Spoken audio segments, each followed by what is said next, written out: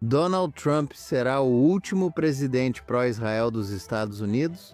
Quão grave é o crescimento do antissemitismo? O que devemos pensar sobre Zohran Mamdani, Tucker Carlson, Candace Owens e o que tem acontecido na Heritage Foundation? Tudo isso são prenúncios do fim da vida judaica americana e os judeus ou israelenses estão facilitando a vida dos antissemitas. Essas são apenas algumas das perguntas que você quer ver respondidas.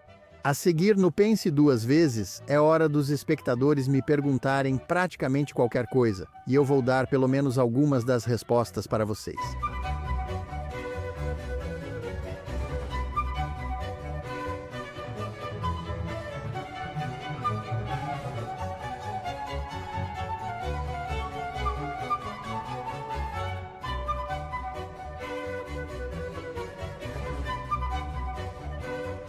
Olá e bem-vindo ao Pense Duas Vezes, bem-vindo ao nosso episódio anual de Pergunte-me Qualquer Coisa de fim de ano. Antes de iniciar o programa de hoje, lembro que, além do Pense Duas Vezes, há também o podcast diário do Jonathan Tobin, onde compartilho mais notícias e análises sobre os principais assuntos atuais com vocês.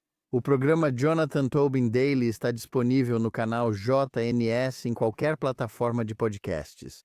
E agora vamos ao programa de hoje.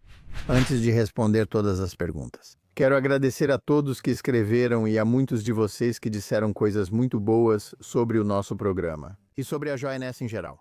Somos muito gratos por vocês lerem, ouvirem e assistirem à JNS, assim como aqueles que contribuem com apoio financeiro. Não conseguiríamos sem vocês. Então, deixe-me começar observando que recebi muitas perguntas de espectadores sobre nossos episódios recentes com Victoria Coates, da Fundação Heritage, e o comentarista Josh Hammer, que ambos se concentraram nas reações ao antissemitismo de Tucker Carlson e as consequências disso. Vários espectadores escreveram questionando se os judeus são viciados demais em instituições como a Heritage, para pensar claramente sobre o que parecia ser a própria Heritage. Traição em relação a Carlson e a defesa inicial de seu presidente, Kevin Roberts, seguida depois de um recuo. Um leitor com o nome de usuário @jode61851 disse: "Não acredito nas explicações de Victoria Coates sobre o ocorrido na Heritage. Por que mais alguém acreditaria?" Outros se perguntaram se Ben Shapiro estava certo em lutar contra o antissemitismo dentro do movimento conservador, se era uma causa perdida. Alguns adotaram a posição oposta, questionando se os críticos de Tucker e Megyn Kelly estão criando mais antissemitas. Também recebemos uma resposta muito ponderada de Steve Bloomer, Calgary, Canadá, que perguntou se não estamos sendo duros demais com Megyn Kelly. Ela está apenas tentando ser justa e leal a uma amiga, seja essa amiga Tucker Carlson ou Candace Owens? Bem, aqui está a minha resposta.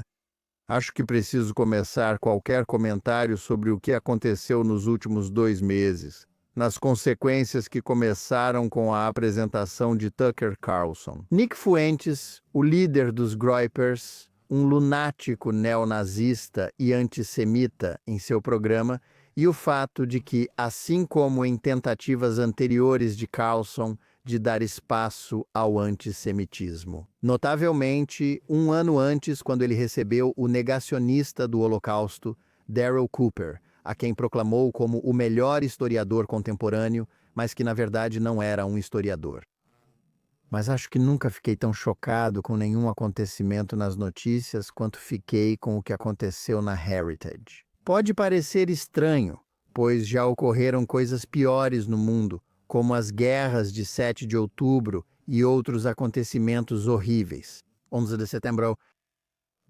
Mas eu fiquei realmente chocado com o que aconteceu na Heritage, porque não era o que eu esperava como jornalista. Como jornalista de carreira, eu sou meio que um espertinho, tanto por predileção e personalidade, quanto por profissão. Vi muita coisa que aconteceu nas últimas décadas. E mesmo quando coisas terríveis acontecem, muitas vezes isso só reforça a minha sensação de que, bem, esse é o mundo em que eu sempre achei que estava vivendo. Eu não imaginava viver em um mundo com o chefe da Heritage. Uma instituição, um think tank em Washington, que tem estado na linha de frente do combate ao antissemitismo e ajudou a inspirar os esforços do governo Trump para combater o antissemitismo. Ver a instituição abraçar Tucker Carlson da maneira que Kevin Roberts fez foi realmente chocante para mim. Quando isso aconteceu, eu procurei alguns amigos e perguntei: vocês estão vendo isso? Sou só eu? Estou ficando louco?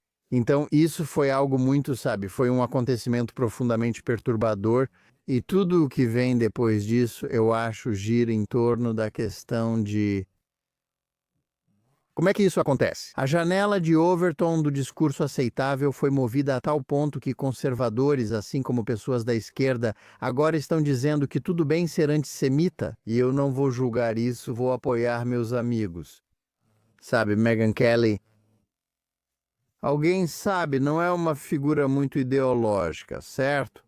Ela começou como crítica de Trump e depois se tornou uma leal a Trump.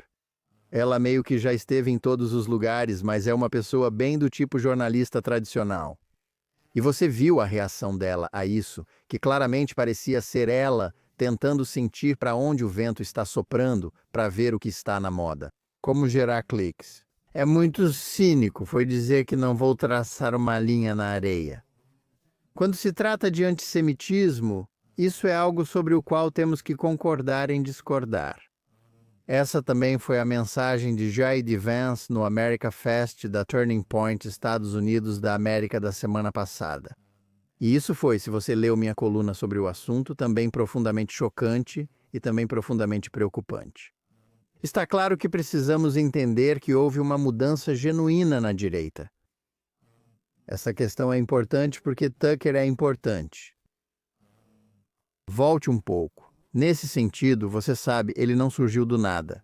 Ele não nasceu na internet, ele é uma figura da televisão a cabo, alguém que já está por aí há um tempo e que teve sua grande chance.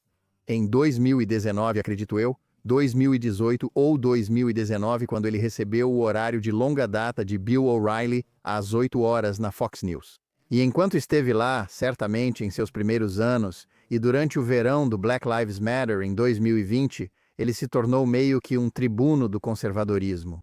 Sabe, isso foi um pouco esquecido agora, porque ele realmente não fala sobre questões que a maioria das pessoas se importa. Agora, a política dele parece girar em torno de qualquer um que diga algo ruim sobre Israel, o que basicamente é a definição de antissemitismo.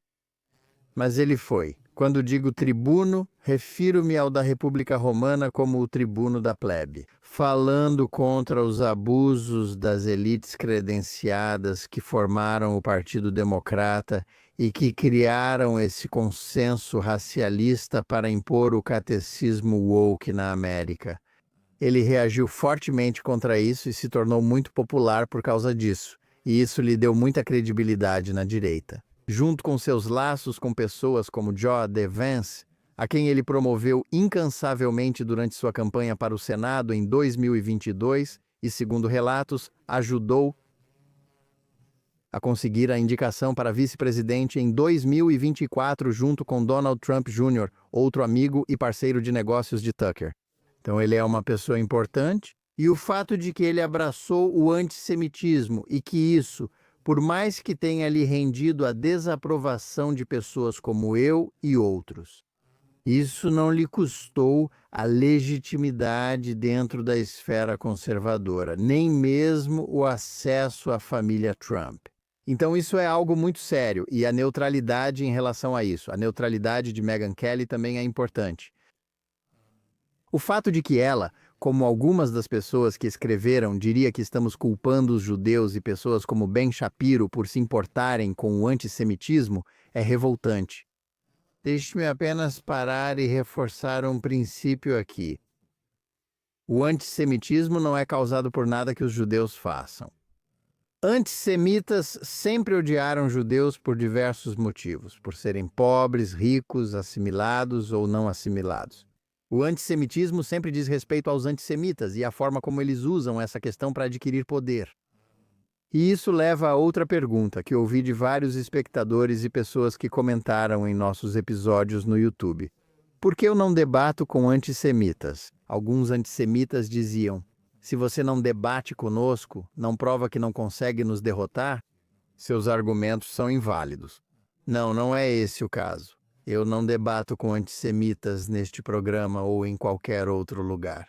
Porque eu não acho que devo dar legitimidade a pessoas que querem negar direitos aos judeus, a pessoas que acham que os judeus são o único povo que não tem direito a uma pátria, que acham que Israel deve ser julgado de uma forma que nenhuma outra nação deve ser julgada, da mesma forma que os judeus devem ser julgados, como nenhum outro povo deve ser julgado. Isso é simplesmente preconceito. Acredito que o preconceito contra judeus deve ser combatido como ocorre com o preconceito contra minorias raciais, como afro-americanos ou hispânicos. Isso deveria ser totalmente inaceitável. Se você acolhe ideias como Tucker Carlson tem feito cada vez mais, já não é só dar espaço. E você é um antissemita. Eu não acho que isso te dá direito a ser ouvido agora. Não digo que ele não possa ter um programa, nem defendo cancelá-lo ou apagá-lo da internet. Sou contra os esforços adotados por muitos grupos judaicos liberais. Francamente, a Liga Antidifamação a favor da censura na internet, eu não sou a favor da censura. O que estou dizendo é que o discurso dominante deve estabelecer limites. Ele pode existir no próprio programa dele, a rede Tucker Carlson pode estar lá e quem quiser assistir pode assistir. Mas eu não acho que políticos do mainstream deveriam tratá-lo como uma figura legítima, enquanto ele for antissemita. Ele claramente não vai voltar atrás. Isso é preocupante. E é por isso que a questão da neutralidade de Megyn Kelly em relação ao antissemitismo não é tão importante quanto a neutralidade de J.D. Vance. A questão é o que fazer agora. Herança. Alguns espectadores perguntaram, por exemplo, você descarta a herança? Por que tivemos Victoria Coates, que é vice-presidente da Heritage e lidera os esforços contra o antissemitismo e o trabalho pró-Israel? A gente não deveria simplesmente cortá-los por causa do Kevin Roberts, pelo que o Kevin Roberts disse? E mesmo que ele tenha voltado atrás, eles nunca tiraram aquele vídeo inicial do ar. E havia dúvidas reais sobre por que eles estavam apoiando, por que eles estavam fazendo negócios com Tucker Carlson, basicamente, e se cláusulas de não difamação influenciavam na disposição dele de defender o Tucker. Junto com a amizade, a Heritage ainda está fazendo um trabalho importante. Entendo por que as pessoas não querem mais trabalhar lá e por que muitos estudiosos sérios, doadores e membros saíram.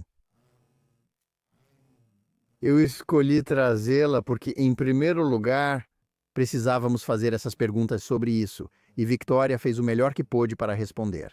Se você não gostou dessas respostas, essa é uma reação válida. Mas ela está tentando lutar por dentro. Eu diria para manter o foco e afastar da influência de Tucker Carlson. Não está claro para mim se ela vai vencer no final, espero que sim, mas é aí que estamos agora. A questão é se o patrimônio é uma causa perdida. Se isso também vale para J.D. Vance, ainda precisa ser visto. O que fazemos a respeito? Bem, nós nos manifestamos, lutamos, assim como fazemos com a esquerda. O antissemitismo e o silêncio é como os que odeiam vencem. É assim que os antissemitas alcançam seu objetivo. Seja nos campi universitários ou nas convenções do Turning Point Estados Unidos da América, onde pessoas como Tucker Carlson e até o vice-presidente dizem não fale sobre isso, não discuta. Devemos lutar aqui. Eles querem nos silenciar e intimidar, mas não permitiremos. Certamente não neste programa, não na JNS. Mas cabe ao povo americano dar um veredito sobre isso. Qual será esse veredito? A história e o tempo dirão. Mas é aí que precisamos estar nessa questão agora. Uma pergunta relacionada foi resumida por um espectador com o nome de Iftak Pautrovitz, 6559, que escreveu dizendo, abre aspas, sem chance, ele não escreveu inferno, pois é religioso. Com certeza votarei em J.D. Vance se ele for o candidato republicano em 2028. De certo modo, ele é claramente um graper enrustido, incapaz de distinguir questões morais ou reconhecer antissemitismo. Agora, vou abordar isso começando a dizer que não vou dizer a esse leitor, ouvinte, espectador ou a nenhum de vocês em quem votar. Eu não vou, como costumo dizer quando viajo dando palestras e me perguntam sobre política partidária, eu não vou dizer em quem vocês devem votar. Não é só pelo JNS ser sem fins lucrativos, mas porque não participo do jogo dos partidos e políticos. JNS não integra o negócio de partidos ou políticos. Nós estamos no ramo das ideias judaicas e defendemos essas ideias e princípios. E quando as pessoas fazem a coisa certa e apenas ecoam os princípios que achamos corretos, nós vamos nos manifestar em apoio ao que eles estão fazendo. E quando fizerem o oposto, vamos apontar isso e criticá-los. É assim que funciona, não se trata de partidarismo. Agora, Vance é vice-presidente. J.D. Vance é uma figura fundamental na luta contra o antissemitismo na relação entre os Estados Unidos da América e Israel. E não é só porque ele é vice-presidente, ele é uma pessoa profundamente intelectual, ele é aquele político raro, eu diria. Ted Cruz, que pode ser seu rival em 2028, é outro que realmente é um intelectual. Ele é alguém que consegue articular muitas das ideias que Trump mencionou de uma forma mais séria. Ele já refletiu muito e mudou de opinião sobre várias questões, até sobre Trump. Mas ele está muito à frente. E por isso, e por outros motivos, está muito à frente na corrida de 2028 para suceder Trump. Agora, a corrida de 2028 que estará a todo vapor daqui a 2 anos. Se Deus quiser, se fizermos outro, pergunte-me qualquer coisa em dezembro de 2027, provavelmente falaremos sobre J.D. Vance. Mas também está a anos-luz, é para sempre, é uma eternidade na política, então não sabemos o que vai acontecer. E a verdade é que, por mais que a suposta neutralidade de Vance em relação ao antissemitismo de Carlson e dos próprios Groypers seja profundamente preocupante. Não é como se ele nunca tivesse mudado de ideia antes, e não é como se ele estivesse errado em todas as questões. Ele está muito certo, na minha opinião, em ser contra a censura na Europa. Eu escrevi para elogiar o discurso que ele fez em fevereiro, criticando membros da União Europeia que estavam tentando silenciar pessoas que se manifestavam contra as políticas de imigração aberta e fronteiras abertas na Europa. Isso estava mudando a natureza de várias dessas nações. Mas a ideia de que o Partido Republicano pode ser um grande guarda-chuva, isso inclui tanto pessoas que se preocupam com o antissemitismo, como a Coalizão Judaica Republicana, a Coalizão Judaica Republicana quanto os Groypers, é moralmente indefensável e politicamente impossível. Isso não é algo aceitável. Agora, ele vai pagar um preço político por essa neutralidade? Sobre Carlson, novamente, vamos descobrir. Eu suspeito que essa não é uma fórmula vencedora, e já escrevi sobre isso. Essa não é uma fórmula vencedora para nenhum candidato presidencial. Mas agora ele lidera a indicação republicana. Ted Cruz é a única figura de destaque aparentemente disposta a desafiá-lo, alguém que muitos gostariam que o enfrentasse. O secretário de Estado Marco Rubio deixou claro que não vai concorrer contra J.D. Vance. Acho que isso provavelmente é sensato, porque por mais que eu ache que Rubio seja muito bom em muitos aspectos e certamente ótimo nas questões que nós do JNS nos importamos, ele não se saiu tão bem na primeira vez que concorreu à presidência em 2016. Disputar a presidência é diferente de qualquer outro cargo. Não importa seu sucesso local ou estadual, seja como governador ou senador. Ron DeSantis, da Flórida, percebeu isso. Em 2016, não estava pronto para o horário nobre. Não se sabe se ele estará pronto para isso no futuro. Desafiar Vance de dentro da administração provavelmente não vai funcionar, então isso ainda precisa ser visto. Eu acho que as eleições americanas são vencidas no centro.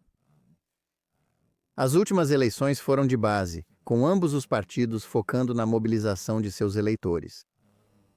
Acredito que quem pensa que Donald Trump venceu em 2024 dessa forma está um pouco enganado. Agora é verdade, a base dele realmente compareceu, e talvez a base dos democratas não tenha comparecido tão bem. Com o mesmo entusiasmo, o que era compreensível porque Kamala Harris não era uma candidata pela qual muitas pessoas poderiam se entusiasmar muito, por vários motivos muito bons. No entanto, Trump se posiciona em muitas questões sociais importantes, seja em relação à imigração ou à loucura trans, que repercutiu no amplo centro da política americana. Podemos ser uma nação dividida. Metade dos americanos gosta de Trump, a outra metade o odeia.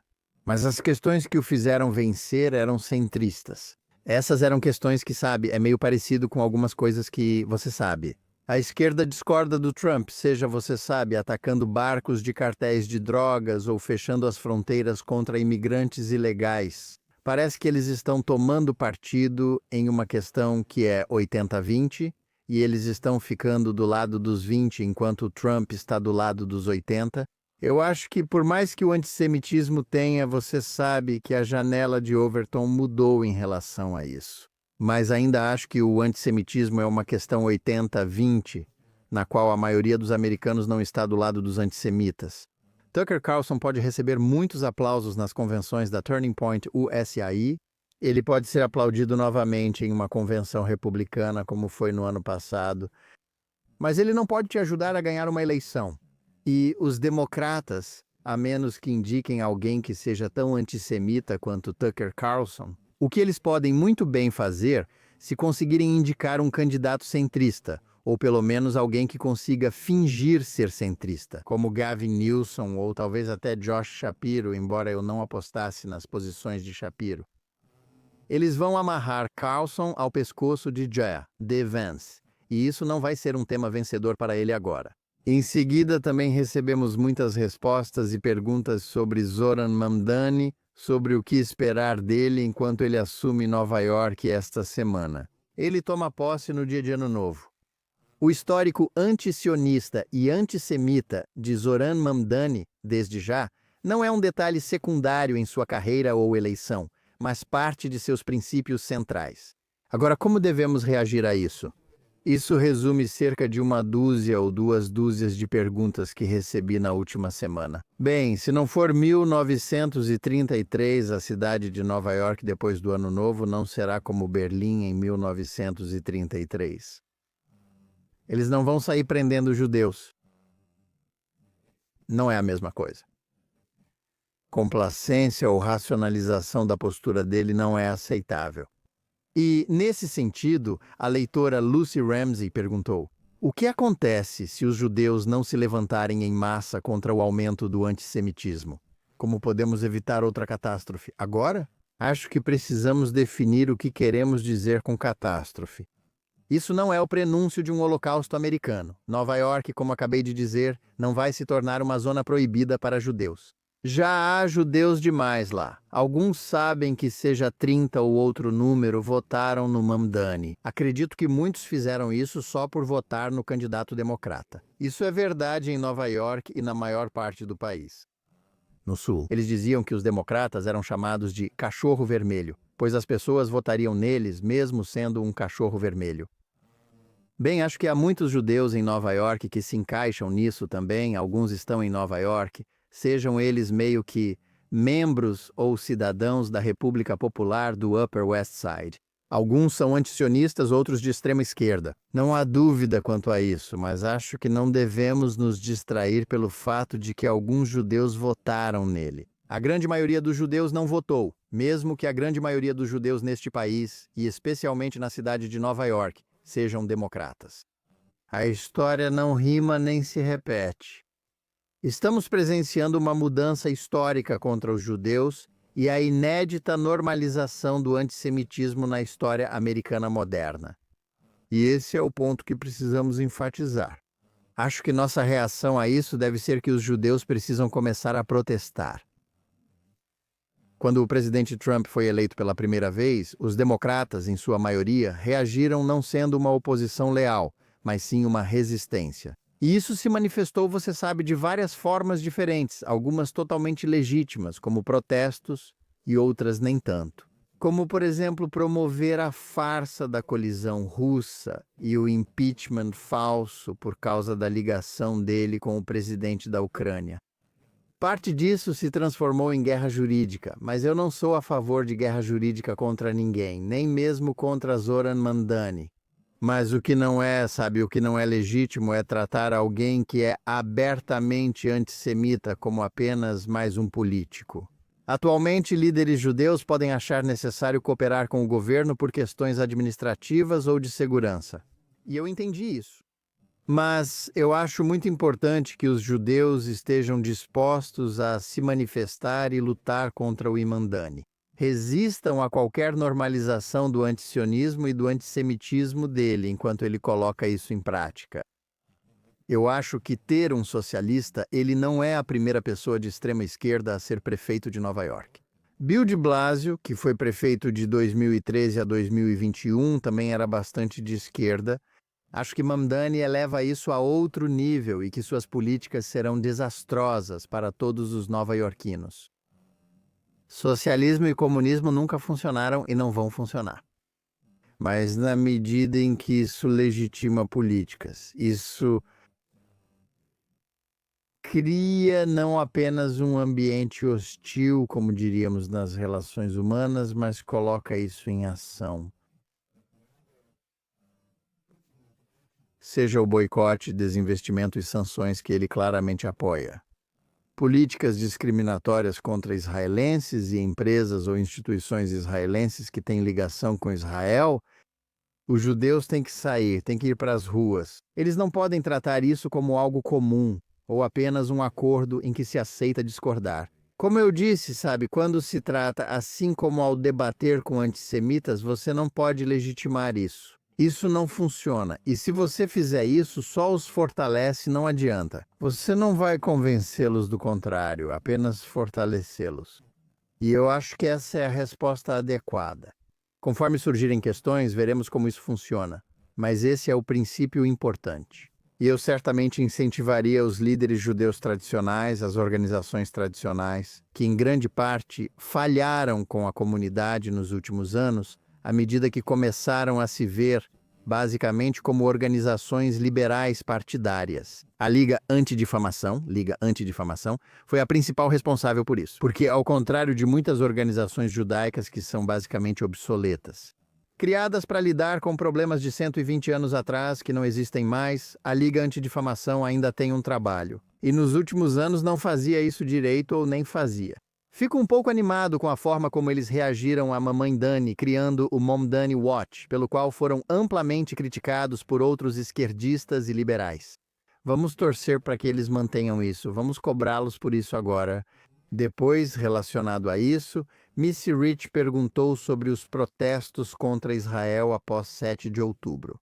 Ela se perguntou por que eram tão organizados e disse que pareciam já conhecer o plano antes. Ela também questionou por que o Internal Revenue Service não removeu a isenção fiscal de organizações que financiam grupos terroristas, enquanto alegam apoiar a justiça social. Ela está especialmente interessada na relação entre grupos de esquerda, liberais, progressistas e islamistas. Bem, minha resposta é dizer claramente que eles estavam prontos para agir imediatamente. Acho que havia algumas coisas questionáveis, sabe? Havia uma dúvida sobre se eles sabiam de antemão, porque estavam prontos para entrar em ação imediatamente. Eu duvido, só porque sou um jornalista cínico, e ninguém apresentou nenhuma prova convincente do contrário. Que alguém que você conhece no Upper West Side de Nova York, ou em Chicago, ou Los Angeles, tinha acesso aos planos de batalha do Hamas? Não acho que seja tão simples. No entanto, esses são grupos que vêm se preparando e trabalhando para promover o antissemitismo e calúnias contra Israel o tempo todo.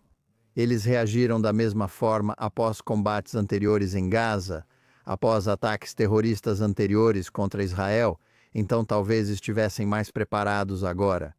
Mas também tem ótimo financiamento. O culpado mais proeminente ali é o bilionário filantropo de esquerda George Soros e suas fundações open sources. Eles investiram muito dinheiro nisso, não foram os únicos.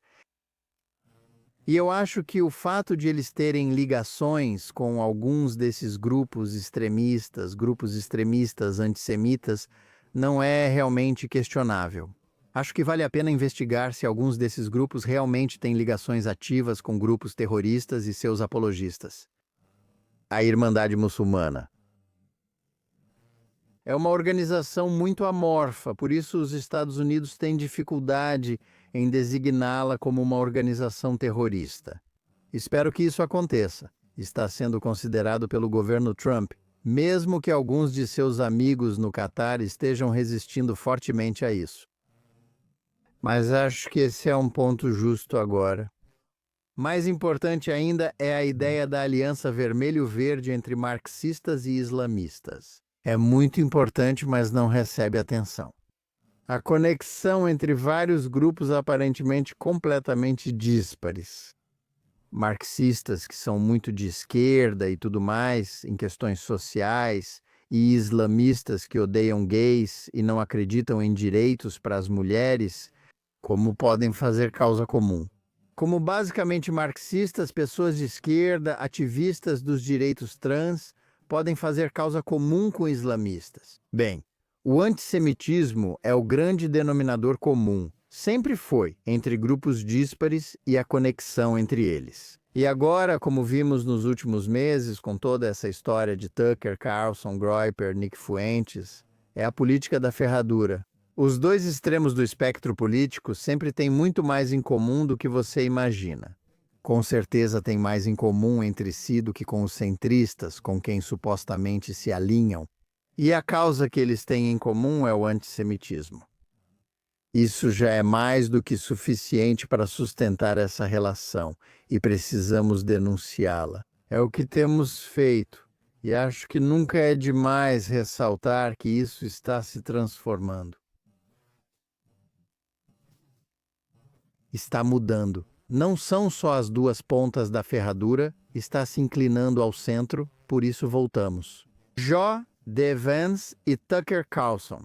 Uma coisa é alguém ter um podcast com milhões de espectadores e acessos, e Fuentes tem milhões de seguidores, sejam muitos deles bots ou não. É muita gente, são muitos olhos assistindo. Mas é outra coisa o vice-presidente dos Estados Unidos abraçar isso, né? Ou ser neutro em relação a isso. E por causa disso. Vimos isso do outro lado do espectro durante o governo Biden, onde pessoas como a vice-presidente Kamala Harris foram culpadas disso. Para citar a mim mesmo, como minha filha gosta de dizer, eu faço isso muito. Onde, quando confrontada com pessoas dando espaço e propagando calúnias de sangue contra Israel, expressando antissemitismo e retórica extremamente anti-Israel, isso é antissemitismo.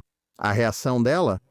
O que eles acusam, que a esquerda acusou o presidente Donald Trump de fazer em 2017, lá no tumulto de direita, em Charlottesville, onde eles afirmam. Ele disse que havia pessoas muito boas do lado dos neonazistas e da Ku Klux Klan lá, mas não foi isso que ele disse.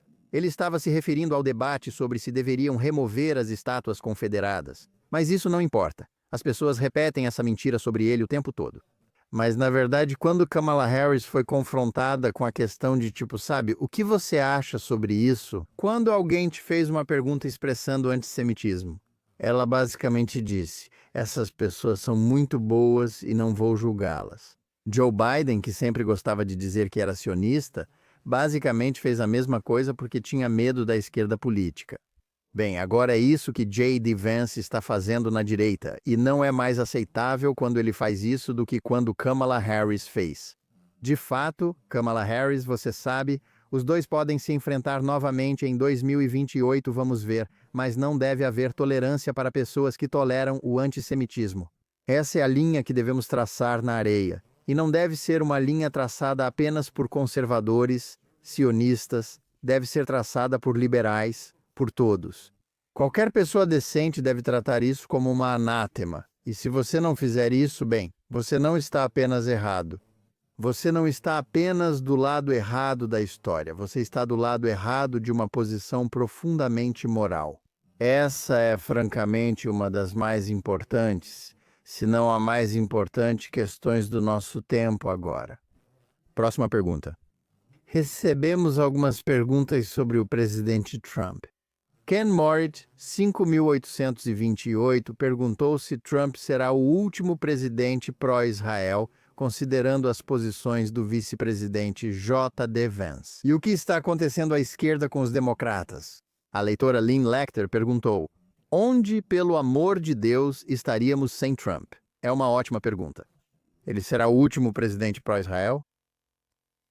Isso é possível? Você sabe? Acho que sempre sou contra o catastrofismo e sempre é um erro fazer previsões firmes sobre esse tipo de coisa. É difícil imaginar um candidato pró-Israel, um candidato presidencial sendo indicado pelos democratas. Sim, é possível, algo que não diria há 1 ou 2 anos, que os republicanos possam indicar alguém que seja no mínimo neutro em relação a Israel. E J.D. Vance parece estar seguindo nessa direção agora. Ele nem sempre esteve lá.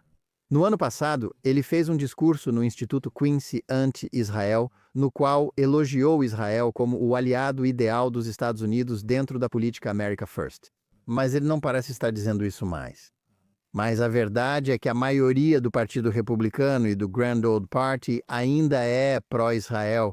E você sabe, as pesquisas mostram que certamente há apoio. Israel sofreu um impacto nos últimos anos devido ao dilúvio de cobertura tendenciosa sobre a guerra em Gaza e a guerra após 7 de outubro, e a doutrinação de tantos americanos, especialmente os mais jovens, em colonialismo de colonos interseccional, teoria crítica da raça, mitos tóxicos nos quais Israel e os judeus são falsamente rotulados como opressores brancos.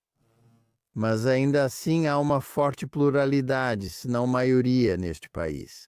Após o pior tsunami de cobertura anti-Israel na mídia, a maioria dos americanos ainda é pró-Israel. Mais importante ainda, a grande maioria dos republicanos ainda é pró-Israel. O contraste entre republicanos e democratas nesse tema é quase total. Não há nada sobre o qual eles discordem mais, exceto sobre o próprio Trump. E deixe-me fazer mais um ponto, que vai um pouco contra o senso comum. Não presuma que os democratas ficarão sempre sob controle da extrema esquerda, se a esquerda os perder eleições consecutivas. Nada fica igual na política americana. O jogo sempre muda, as facções sobem e caem, e isso às vezes pode ser ruim e às vezes pode voltar a ser bom, como é perfeitamente possível.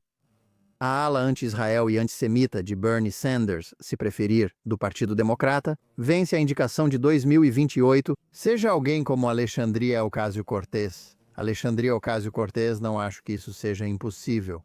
Ou alguém que agrade esse eleitorado. A ala radical da esquerda é a base do Partido Democrata. Eles foram mais ou menos enganados na indicação em 2016 e 2020 e em 2024. Eles podem não ser negados em 2028. E se isso levar a algo como 1972, como o desastre de George McGovern, quando a ala mais radical da esquerda venceu dentro do Partido Democrata em 1972, isso resultou em uma vitória esmagadora dos republicanos em 49 estados, se Alexandria Ocasio-Cortez liderar os democratas. Eu não apostaria a casa que ela venceria uma eleição geral, mesmo achando que ela ou alguém como ela poderia vencer as primárias. Então, depois disso, não conte que o Partido Democrata continue nas mãos da esquerda. Os partidos existem para vencer eleições. Então, novamente, candidatos pró-Israel, uma posição mais centrista e moderada pró-Israel pode ressurgir no Partido Democrata. Neste momento, isso parece muito improvável. Alguém como John Fetterman nunca poderia esperar, quero dizer, talvez ele nem consiga, ele pode até ser desafiado, você sabe, quando concorrer à reeleição para o Senado em 2028, e quem sabe, né? Vamos ver como isso vai acabar. Mas no futuro, você sabe, as coisas podem mudar. Não faça previsões definitivas sobre Trump ser o último presidente pró-Israel. Ele pode ser. Mas isso depende. Mas se a maioria do povo americano tiver algo a dizer sobre isso, ele não será. Agora, quanto à posição de Trump, mais ou menos na história judaica, foi o que Lynn Lecter quis dizer ao perguntar: onde estaríamos sem ele? Bem, eu adoro contrafactuais, você sabe, os e se da história. Se ele não tivesse sido eleito em 2016, a história seria muito diferente.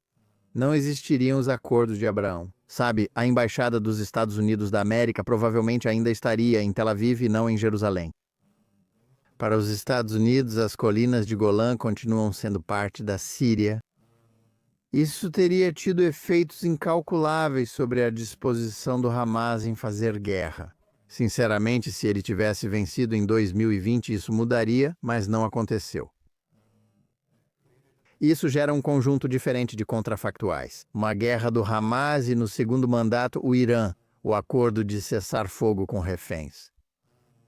O que ele fez só neste primeiro ano de mandato, atacando o Irã, ajudando Israel a destruir o Irã ou a prejudicar seriamente o programa nuclear do Irã, apoiando a libertação de todos os reféns e combatendo o antissemitismo nos campi com sua guerra contra as instituições de elite, com a qual muitos liberais ficam desconfortáveis, mesmo devendo apoiar. Isso nos lembra princípios básicos. Sempre gosto de citar um dos meus mentores da faculdade na Universidade Columbia, o saudoso Eugênio Reis, chefe do Departamento de História. Naquele tempo, Alan me disse algo que nunca esqueci e sempre repito. Nada na história é inevitável. Tudo é evidente.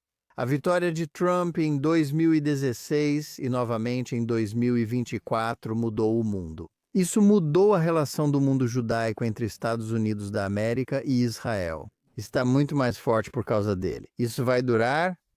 Essa é outra questão. Não sabemos como isso vai se desenrolar. Como eu disse, desconhecemos quem será seu sucessor ou como serão os próximos 3 anos do segundo mandato. Quero dizer, acabaram de escrever sobre isso esta semana. Havia muita expectativa da esquerda em lugares como o New York Times e o Haaretz, que Trump ia dar uma bronca no Netanyahu quando se encontrasse com ele na Flórida. E isso não aconteceu, na verdade, ele expressou um enorme apoio a Israel e a Netanyahu. Netanyahu está se esforçando muito para continuar bem visto por Trump. Ele está premiando Trump, o governo está dando a ele o Prêmio Israel, algo que nunca foi concedido a um cidadão não israelense. Você pode dizer que isso é exagerado, mas, para ser sincero, é obviamente um investimento muito bom. Então, Trump mudou as coisas e Trump fortaleceu Israel. Você pode amá-lo, pode odiá-lo, mas não pode negar que o relacionamento entre os Estados Unidos da América e Israel foi fundamentalmente transformado por ele e ficou muito mais forte. Tem sido muito instável sob os 2 últimos presidentes democratas, tanto Obama quanto Biden, cada um à sua maneira, e Trump meio que mudou as coisas para uma direção muito, muito diferente. Se Kamala Harris tivesse sido eleita no ano passado, o Irã estaria em uma posição muito mais forte, assim como o Hamas. Mas não foi isso que aconteceu. Esses são contrafactuais, são perguntas do tipo e se, e vamos ver o que acontece daqui para frente. Mas qualquer um que ache que Donald Trump não é uma figura seminal, francamente, na história moderna de Israel e do povo judeu, está errado, e isso é verdade. Como eu disse, quer você ame ou odeie Donald Trump, ele mudou as coisas enormemente, ele foi um presidente de consequências enormes. Para muitos conservadores, especialmente os que admiravam Ronald Reagan, Donald Trump fez mais pelo movimento conservador do que Reagan. Ronald Reagan colocou alguns obstáculos no caminho do trem liberal. Donald Trump tentou mudar esse jogo, conseguiu em parte e falhou em outras. No final das contas, ele será julgado, como todo presidente, pelo desempenho da economia e coisas desse tipo. Mas Donald Trump é extremamente relevante agora. Pergunta semelhante foi feita pelo leitor Gary Silo. Você acha que Israel, ao se tornar autossuficiente em armas, prejudicaria as relações com os Estados Unidos da América? Pergunta interessante número 1. Israel ainda está longe de ser autossuficiente em termos de suprimentos de armas. O primeiro-ministro Netanyahu, após a experiência de 1 ano e meio com Biden, durante o tempo de guerra, quando os Estados Unidos estavam atrasando as entregas de armas, retendo algumas, fazendo tudo o que podiam para usar sua influência para impedir que Israel alcançasse um resultado decisivo contra o Hamas. Acho que israelenses de todas as vertentes políticas perceberam isso e entenderam que precisam produzir muito mais de suas próprias armas, especialmente munição para conduzir uma guerra convencional. Não apenas os caças e as armas de alta tecnologia, mas também projéteis de artilharia, munição e suprimentos para a infantaria. E acho que Israel está dando passos nesse sentido, mas ainda não chegou lá, e isso não está claro para mim. Na verdade, acho bastante óbvio que Israel nunca será totalmente autossuficiente em termos de armamentos. É um país pequeno demais, nunca vai conseguir criar isso. Tem uma indústria bélica, uma indústria que aperfeiçoa armas ocidentais e produz algumas próprias, e está em grande demanda por pessoas que querem armas ao redor do mundo, o que nem sempre deixa os Estados Unidos felizes, mas Israel não tem recursos para competir com os Estados Unidos. Certamente quando se trata de itens de alto valor, como aviões. Houve um momento nos anos 1980 em que estava tentando produzir os seus próprios caças a jato, o Kafir, o falecido Moshe Arens, que foi ministro da Defesa de Israel. Esse era o projeto favorito dele. E ele ficou muito irritado por ter sido basicamente barrado pela primeira administração Bush e por alguns de seus aliados em Israel. Mas a lógica era que isso estava além das capacidades de Israel e que nunca conseguiria fazer isso. Na escala que os Estados Unidos poderiam, Israel conseguiria fabricar F-35S em quantidade suficiente? Eu não sei, talvez, mas é improvável que isso aconteça algum dia. O que ela pode fazer é fornecer, como faz aos Estados Unidos, melhorias para todas as suas próprias armas e ajudar em projetos conjuntos com os Estados Unidos na defesa antimísseis, já que todas as grandes inovações nessa área têm sido, em grande parte, programas combinados entre os Estados Unidos da América e Israel. Mas eu acho que Israel precisa ser mais autossuficiente e acho que precisa agir. E isso me rendeu algumas críticas quando escrevi sobre isso.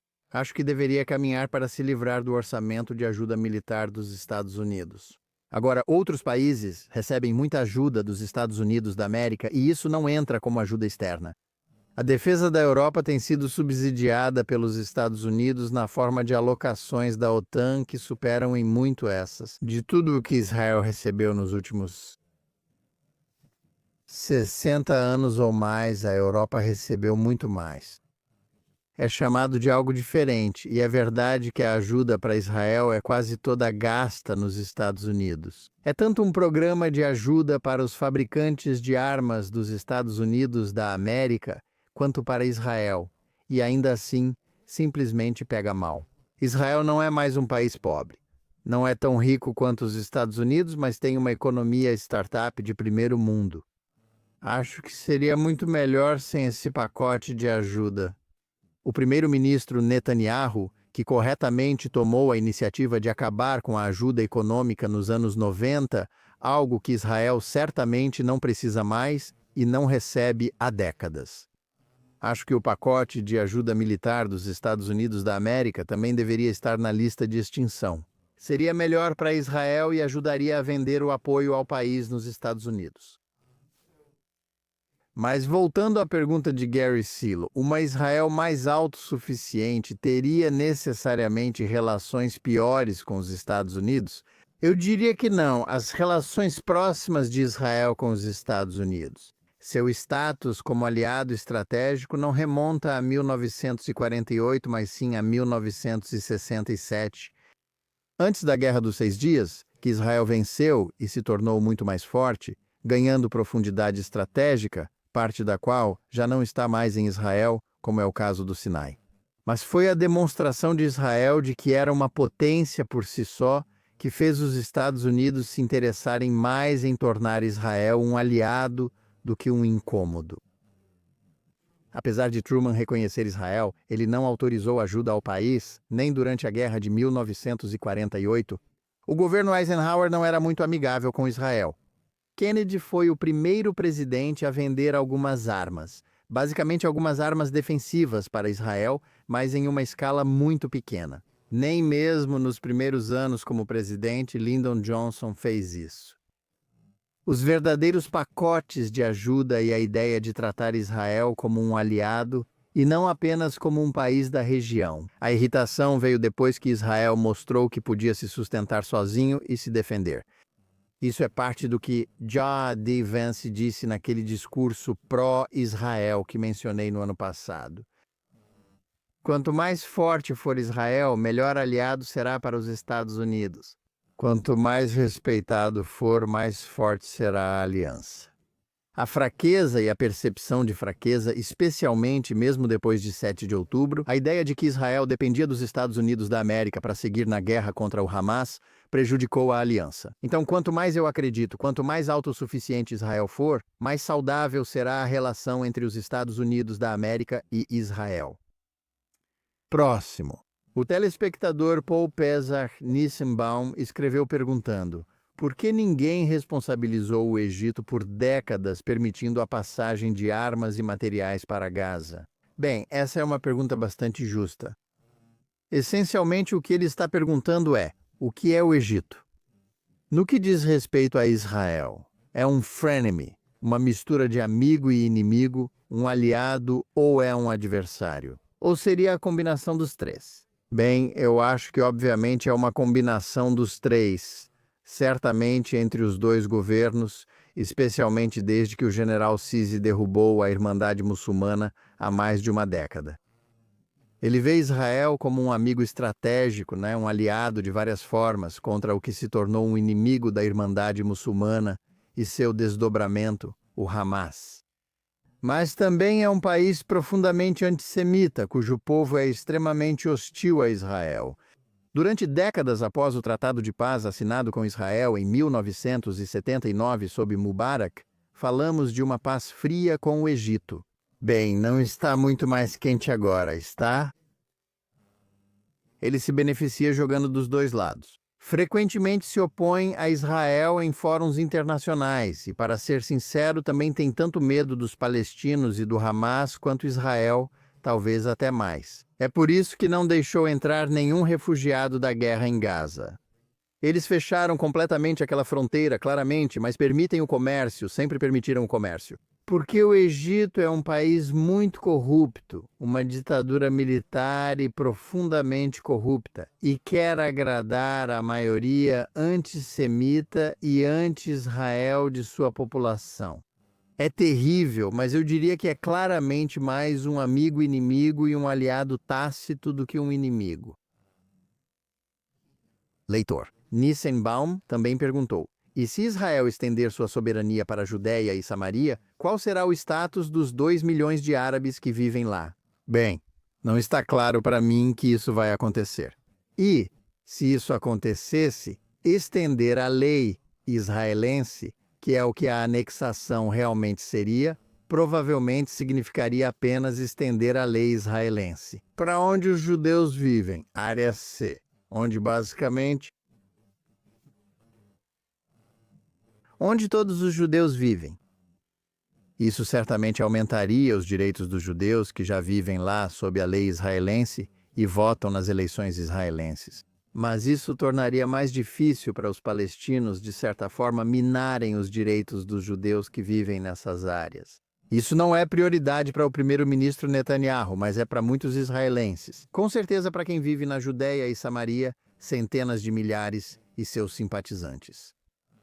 Mas essa é uma questão que, para ser sincero, o governo Trump não quer ter que lidar porque isso causa um certo constrangimento, entre aspas. Árabes moderados, regimes árabes que muitos esperam que eventualmente se juntem aos acordos de Abraão, como a Arábia Saudita. Algo que eu já declarei publicamente que não acredito que jamais vá acontecer, o que já é um episódio à parte. Acredito que os árabes da Judéia e Samaria continuarão com autonomia sob a autoridade palestina. Eu não acho que isso vá mudar, acho. A probabilidade de uma anexação total, incorporando toda a Judéia e Samaria, e não apenas as áreas onde os judeus vivem ao território israelense propriamente dito, é algo que certamente algumas pessoas defendem, e a posição delas talvez tenha sido fortalecida pelo que aconteceu na Guerra de Gaza, mas não há consenso a favor disso em Israel. E certamente isso complicaria as relações com o governo Trump e, obviamente, ainda mais com qualquer sucessor de Trump que seja menos amigável a Israel. Então, sou um pouco cético de que isso vá acontecer em seguida. Houve muitas respostas ao nosso episódio com o ex-editor do JNS, Benjamin Kirstein, que escreveu um novo livro sobre autodefesa. A maioria foi sobre nossa discussão da Liga de Defesa Judaica. Um espectador com o nome de usuário Lewis Goldberg H4D escreveu para dizer que o falecido Rabino Meyer, Kahane e a JDL, ao contrário do que tanto Benji quanto eu dissemos, não foram um fracasso. Ele diz: liberais judeus e a mídia liberal o tornaram um pária. Ele continua dizendo que o movimento dos judeus soviéticos não estava indo a lugar nenhum até que Kahane e a JDL se envolveram nele. E ele acredita Glenn Richter, da luta estudantil pelos judeus soviéticos, ao dizer: essas são duas questões diferentes. Você está absolutamente certo ao dizer que Kahane e a JDL foram apoiadores iniciais e fortes do movimento pelos judeus soviéticos. Sabe, sobre essa questão do movimento pelos judeus soviéticos? As pessoas só parecem lembrar do grande comício em Washington em 1987, onde 250 mil judeus protestaram pelos judeus soviéticos. Há 15 anos não existia 1/4 de milhão. Quero dizer, acredite em mim, não havia 1/4 de milhão de judeus protestando pelos judeus soviéticos. Isso era uma questão marginal. O establishment judaico, as federações e a comunidade pró-Israel foram muito lentos nessa questão na época. Foram necessários radicais e dissidentes. Os Porshim, como diríamos em hebraico, foram os que se manifestaram. Kahane foi um dos que fizeram isso, não o único, mas participou disso. Mas dizer que ele foi desacreditado apenas por judeus liberais e pela mídia liberal é um equívoco. Ele estava certo sobre os judeus soviéticos, mas estava errado sobre violência, extremismo e terrorismo. A JDL foi marginalizada e se desacreditou por si mesma. E o mesmo vale para o Rabino Kahane.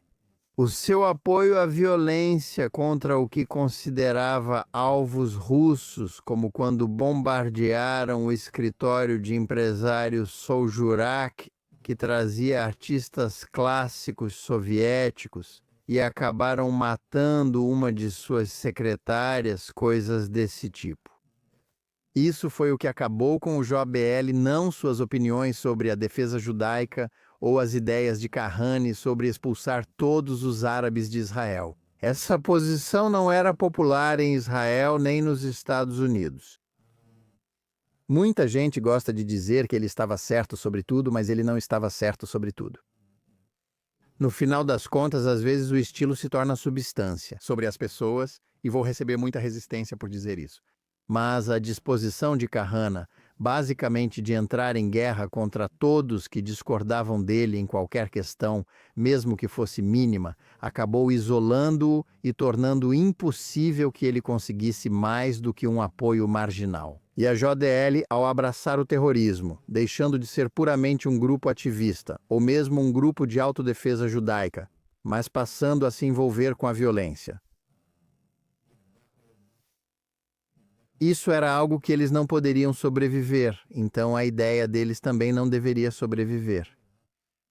Isso estava meio que enraizado nessa ideia, que judeus vivendo em Nova York nos anos 60 e 70, e inicialmente os esforços da Liga de Defesa Judaica para defender judeus idosos e criar autodefesa nas comunidades judaicas. Isso era uma boa ideia, mas muitos dos jovens que entraram achavam que tinham lido demais. Leon e Uris, eles achavam que estavam no gueto de Varsóvia. Bem, Nova York, nos anos 60 e 70, não era o gueto de Varsóvia. E agir como se fosse levou a algumas coisas realmente ruins. E como Benji Kirsten escreveu corretamente em seu livro, isso ajudou a desacreditar a ideia de autodefesa judaica, o que foi terrível. E agora, e especialmente agora quando precisamos de mais preocupação com a autodefesa judaica, e por quê? É tão importante que os esforços nessa direção não ultrapassem para a defesa do terrorismo e da violência e se concentrem em realmente defender os judeus de uma forma razoável e eficaz. No fim, não foi isso que a JDL fez. E embora algumas pessoas bem intencionadas tenham se juntado a ela, e algumas das ideias que o Rabino Kahane promoveu ao fazer isso não estavam erradas. No final das contas, você é julgado por suas ações e é aí que estamos agora. Houve algumas perguntas sobre quais podcasts eu ouço e o que mais me influenciou. Vou começar recomendando todos os podcasts do JNS. Acesse sua plataforma de podcasts e busque o canal do JNS. Temos muitos bons. Gostaria de recomendar especialmente o Israel Undiplomatic com Ruti Bloom e Mark Gregev.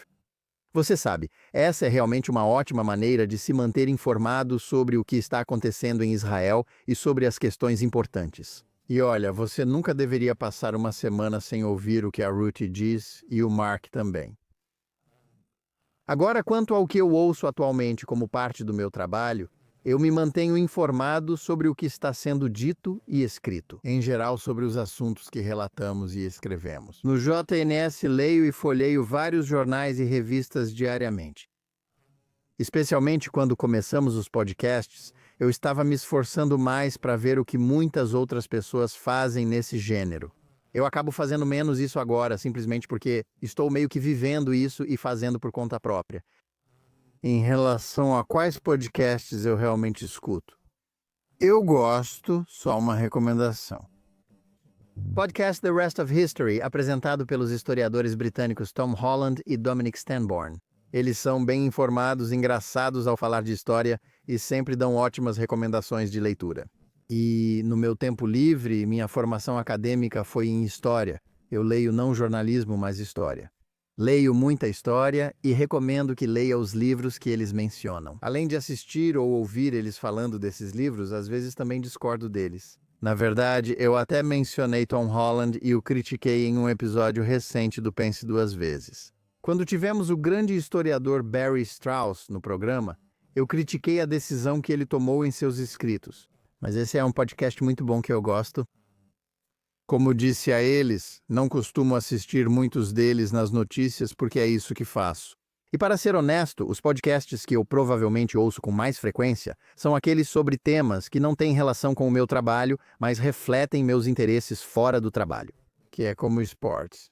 Eu ouço podcasts sobre os times que acompanho, Yankees, Islanders e, que Deus me ajude, os Jets no futebol americano.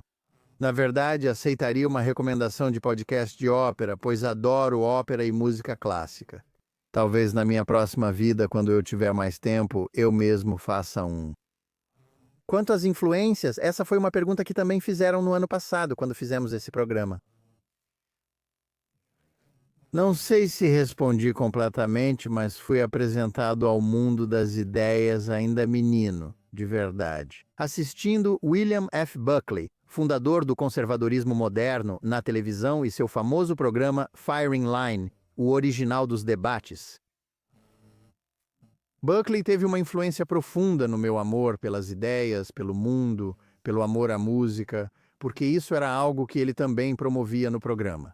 Música clássica e Bach, e eu também fui profundamente influenciado, especialmente quando entrei na faculdade e comecei a ler. Comentário de Norman Petteritz, o falecido Norman Petteritz, que perdemos há muito pouco tempo. Escrevi para a National Review por alguns anos e fui editor da Commentary por 8.